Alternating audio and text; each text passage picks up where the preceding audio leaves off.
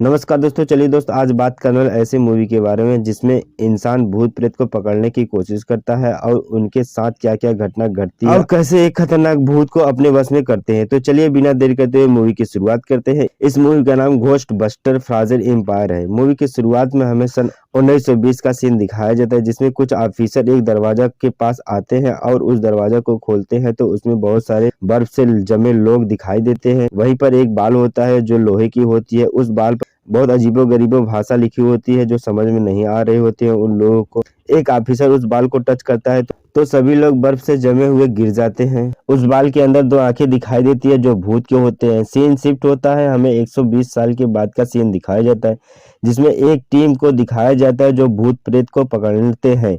वो लोग मार्केट में एक भूत को पकड़ने के लिए लेजर लाइट का प्रयोग करते हैं लेकिन भूत को पकड़ नहीं पाते। तब उनका लीडर कैली ड्रोन लेजर लाइट के सहारे भूत को अपने काबू में कर लेती है। उस भूत के पकड़ने के चक्कर में मार्केट में बहुत सारा नुकसान कर देते हैं। नुकसान होने की वजह से सभी को मेयर के पास बुलाया जाता है तो मेयर कहता है कि तुम लोग मार्केट में बहुत सारे तोड़फोड़ कर दिए हो। तो लीडर कहती है कि हम लोग तो लोगों की बचाव कर रहे हैं। तो मेयर कहता है कि अगर ऐसा चलता रहा तो तुम लोगों का मिशन बंद करना पड़ेगा। गैरी और कैली एक दूसरे से प्यार करते हैं। फीबी को मेयर कहता है कि इसे तुम लोग निकाल दो, ये अभी बहुत छोटी है। फीबी गैरी का लड़का होता है। फीबी यह बात सुनकर बहुत नाराज हो जाती है क्योंकि उसको अपने टीम से निकाल देते हैं। वो लोग अपने घर पर आते हैं।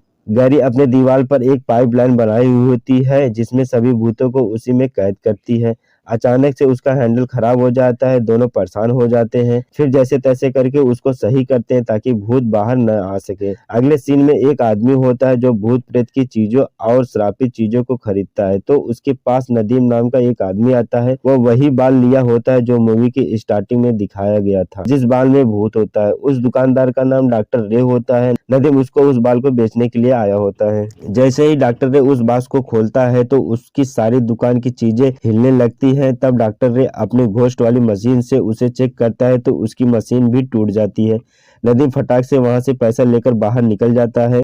बाहर आता है, बगल में एक आग जल रही होती है। नदीम जिस तरफ अपना हाथ घुमाता है तो आग भी उसी तरफ घूम जाती है। इधर गैरी और कैली अपने दीवार पर बनाई पाइपलाइन को किसी ने बुरी तरीके से हमला कर दिया था। एक इमरजेंसी आती है भूत को पकड़ने के लिए तो गैरी और कैली चले जाते हैं लेकिन फीबी को नहीं लेकर जाते जिससे वो बहुत सैड हो जाती। वो एक पार्क में चेस खेलती है, तभी उसके साथ एक मेलोडी नाम की आत्मा चेस खेलने लगती है और अपने बारे में बताती है कि जब मैं छोटी थी तभी मेरा एक्सीडेंट हो गया था। एक अधूरा काम बाकी है, उसे पूरा करके मैं यहाँ से चली जाऊंगी। थोड़ी देर में वो दोनों एक दूसरे के अच्छे दोस्त बन गए। तब गैरी और कैली अपने पाइपलाइन को ठीक करने के लिए एक इंजीनियर को बुलाते हैं। इंजीनियर देखता है तो बताता है कि जो पाइपलाइन बनी है ये बहुत पुरानी है, ये कभी भी खराब हो सकती है, इसे थोड़ा रिपेयरिंग की जरूरत है। उसके बाद इंजीनियर सभी लोगों को अपने रिसर्च सेंटर पैरानॉर्मल एक्टिविटीज पर लेकर आता है जहां पर बहुत सारे भूत प्रेत को कैद करके वो रखा होता है। वो इंजीनियर एक ऐसा मशीन बनाया था जो किसी के अंदर से आत्मा को अलग कर देता है। इंजीनियर उस बाल को अपने मशीन के अंदर रख देता है और पावर सप्लाई बढ़ा देता है ताकि बाल के अंदर से भूत निकल जाए, लेकिन पावर सप्लाई ज्यादा होने की वजह से वह बर्फ बन जाता है। इधर फीबी को पता चलता है कि एक कैफे में भूत आया है तो फीबी उसको पकड़ने के लिए आती है तो पता चलता है कि वो उसका दोस्त मेलोडी है। मेलोडी फीबी को देखते ही वहां से गायब हो जाती है। फीबी जैसे ही घर आती है तो मेलोडी पहले से आ चुकी होती है। मेलोडी फीबी से पूछती है कि इस दीवार के पाइपलाइन में क्या होता है तो फीबी कहती है कि इसमें भूत प्रेत को कैद किया जाता है, इसके अंदर उनका अस्तित्व खत्म हो जाता है। मेलोडी के पास एक माचिस की तीली होती है जो हमेशा जलाने के बाद आखिरी तीली बच जाती है। तभी मेलोडी को कुछ आवाज सुनाई देती है तो रिप्लाई में मेलोडी कहती है कि आपका काम बहुत जल्द हो जाएगा। उस बोल के बारे में जानकारी न मिलने के कारण सभी लोग नदीम के घर पर चले जाते हैं। जब नदीम से उस बॉल के बारे में पूछते हैं तो वो कहता है इसके बारे में मुझे कुछ खास जानकारी नहीं है।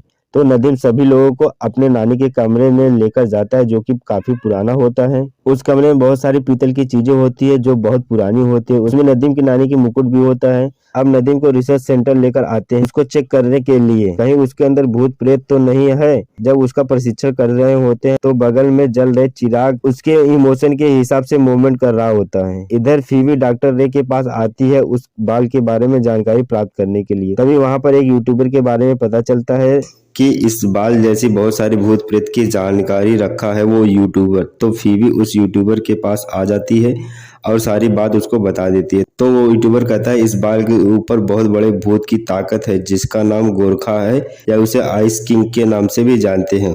उस आइस किंग को एक राजा बुलाया था ताकि उसकी मदद से वो पूरी दुनिया पर राज कर सके। राजा अपने काम में कामयाब हो गया था, लेकिन राजा के अंदर लालच आ गई थी। वो आइस किंग को जान से मारकर उसकी ताकत खुद लेना चाहता था, लेकिन ऐसा नहीं हुआ। आइस किंग को पता चल गया तो वो राजा को बर्फ में जमा देता है। उसको इतना गुस्सा आ गया था कि वो पूरी दुनिया को अपने बस में करना चाहता था, लेकिन उसके बचाव के पक्ष में फायरमैन आते हैं और उस आइस किंग को एक बाल के अंदर जमा कर बंद कर देते हैं। अब फायरमैन की जिम्मेदारी हो गई है कि उस बाल की देखभाल करना। यूट्यूबर सारी बात बता देता है। उसके बाद आइस किंग की रिकॉर्डिंग सुनाता है। तभी उस रिकॉर्डिंग की रील को एक भूत अपने कंट्रोल में लेकर उसे डस्टबिन में डाल देता है। वो लोग उसको निकालने के लिए जाते हैं। डस्टबिन में से रील निकलकर बाहर आ जाती है। वो एक शेर के स्टैचू के अंदर घुस जाती है, तो फिर अपने लेजर गन से उस शेर पर अटैक कर देता है। तो शेर की स्टैचू टूट जाती है और रील भी टूट जाती है। वहीं पर पुलिस आ जाती है, फीवी को गिरफ्तार कर लेती है। पुलिस फीवी को मेयर के पास लेकर आती है, तो मेयर कहता है कि अब शहर में कोई घोस्टबस्टर नहीं रहेगा। पुलिस गैरी और कैली के घर को सील कर देता है। डॉक्टर रे और सभी लोग नदीम के पास आते हैं और उसको बताते हैं कि तुम एक फायरमैन हो, तुम्हें आइस किंग को मार कर पूरी दुनिया को बचाना है। तो नदीम हंसने लगता है। नदीम कहता है कि मैं कैसे बचा सकता हूँ। तब डॉक्टर रे उसकी शक्ति दिखाता है और कहता है कि इस चिराग को तुम ऑर्डर दो लेफ्ट राइट होने के लिए। तो नदीम ऑर्डर देता है तो चिराग लेफ्ट राइट होने लगता है उसके ऑर्डर के अनुसार। दूसरी तरफ फीवी साइड होकर बाहर बैठी होती है, तो उसके पास मेलोडी आती है। फीवी सारी बात मेलोडी को बता देती है। तब फीवी अपने लैब में मेलोडी को लेकर जाती है और कहती है कि मैं अपने शरीर से अपनी आत्मा को 2 मिनट के लिए बाहर निकाल सकता हूँ। तब फीवी अपने आप को एक चैम्बर में बंद कर लेती है, अपनी आत्मा को बाहर कर देती है। तो मेलोडी उसके आत्मा को बाहर आते ही वो फीवी को सॉरी बोलती है और कहती है कि मैंने तुम्हारे सिधाई का फायदा उठाया, आई एम रियली सॉरी। तब फीवी के आत्मा के अंदर आइस किंग की आत्मा आ जाती है। दरअसल आइस किंग पूरी तरह से आजाद तभी हो सकता है जब वह किसी जिंदे इंसान के आत्मा के अंदर प्रवेश करे, और यह काम वो खुद नहीं कर सकता, इसलिए इस काम को मेलोडी से करवा रहा होता है। मेलोडी इस काम को इसलिए कर रही होती है ताकि वो अपने माँ बाप से मिल सके। अब गोरखा यानी कि आइस किंग पूरी तरह से आजाद हो गया था। आइस किंग पूरी दुनिया में तबाही मचा रहा होता है। घोस्टबस्टर के कुछ लोग उसे रोकने के लिए आते हैं, लेकिन आइस किंग उनके लेजर गन को जमा देता है। उसके बाद घोस्टबस्टर के सभी लोग तैयारी में लग जाते हैं कि कैसे आइस किंग को मारा जाए। तो आइस किंग सभी भूत को आजाद कर देता है और अपनी एक बड़ी फौज बना लेता है। अब आइस किंग घोस्टबस्टर की टीम के पास आता है, उन पर हमला कर देता है, लेकिन नदीम आके बचा लेता है। तभी फीवी बेसमेंट में आती है, तो मेलोडी फीवी से माफी मांगती है। तो फीवी कहती है कि तुम्हारी वजह से पूरी दुनिया खतरे में है। आइस किंग फिर से घोस्टबस्टर पर हमला करता है, तो घोस्टबस्टर सभी लोग लेजर गन से हमला करते हैं उसके ऊपर, लेकिन आइस किंग सभी लोगों के लेजर गन को जमा कर तोड़ देता है। तो आइस किंग बहुत शक्तिशाली हो गया था। तभी फीवी अपने लेजर गन से आइस किंग पर हमला करता है, तो आइस किंग फीवी को जमा देता है और उसे जान से मारने वाला होता है। तभी मेलोडी अपने आखिरी माचिस की तीली को जलाती है, तो इधर नदीम अपने नानी का मुकुट पहने हुए उस जली हुई चिराग को अपनी तरफ करके आइस किंग के ऊपर अटैक करता है।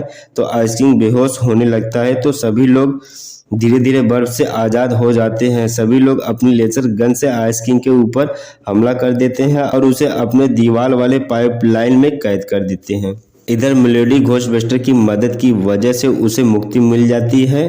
पूरी दुनिया पर बर्फीली ताकत हट जाती है। घोस्टबस्टर की टीम बाहर आती है, तो सारी जनता उसकी बहादुरी और प्रशंसा कर रहा होता है और मेयर सबको परमिशन दे देता है सभी भूत को पकड़ने के लिए। एक भूत एक आदमी को ट्रक लेकर भाग जाता है। यहीं पर मूवी समाप्त हो जाती है। तो दोस्त, अगर आज का एक्सप्लेनेशन अगर अच्छा लगा हो तो हमारे चैनल को सब्सक्राइब करिएगा, बेल आइकन दबा दीजिएगा ताकि सबसे पहले नोटिफिकेशन आप तक पहुंच सके और सबसे पहले आप हमारा वीडियो देख सके। अभी के लिए tata, bye bye, take care.